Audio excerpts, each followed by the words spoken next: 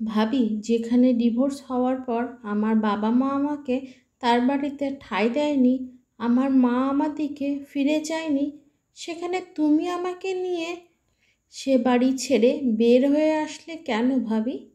নিজের ননদ মরীচিকার কথায় ফিরে তাকালো নীলি।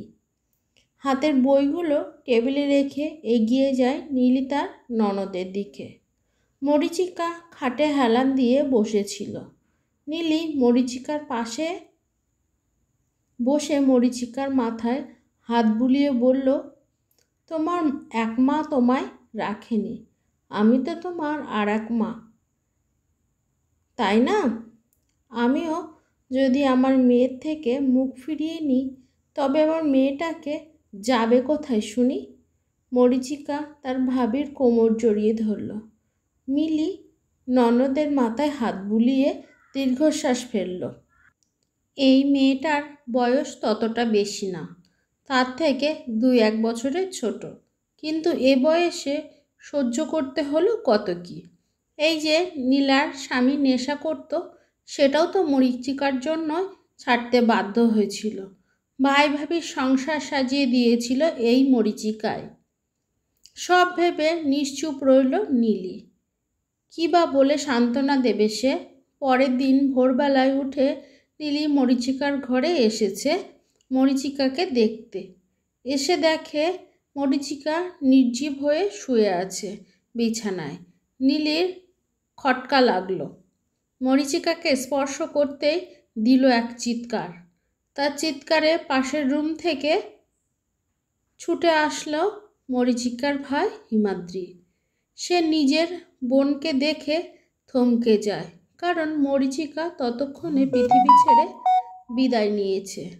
মরীচিকার হাতে একটা চিঠি, যেখানে লেখা ছিল, প্রিয় ভাই ভাবি, আজ রাতে হঠাৎ করে আমার শরীরটা অসুস্থ হওয়ায় শুরু করেছে। মনে হয় আমার হাতে আর বেশি সময় নেই, তাই এই চিঠিটা লিখে যাচ্ছি। তোমরা একবারও আমাকে জিজ্ঞাসা করনি আমার স্বামী আমাকে ডিভোর্স কেন দিয়েছে। আমিও বলিনি, কিন্তু আজ বলে যাচ্ছি। আমি ক্যান্সার নামক মরণ ব্যাধির লাস্ট স্টেজে আছি, যার কারণে আমার প্রিয় মানুষটা আমাকে ছেড়ে দিল। বাবার বাসায় যখন আশ্রয় পাইনি, তখন আরও বেশি অবাক হয়েছিলাম এই পৃথিবীর নিয়ম নীতি দেখে। যখন তুমি আর ভাবি আমার হাতটা ধরেছিলে, তখন আমি আবার ভরসা পেয়েছিলাম কিছুদিন বেঁচে থাকার জন্য। কিন্তু সব তো আমার হাতে নেই, তাই চলে যাচ্ছি।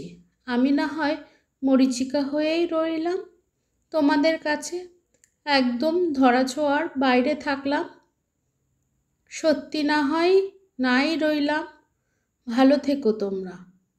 ইতি মরীচিকা। মরীচিকার জীবনে এমন ভয়ঙ্কর সত্যি জেনে থমকে যায় ভাই ভাবি। তাহলে বুঝি মরীচিকার নামটা সার্থক হলো।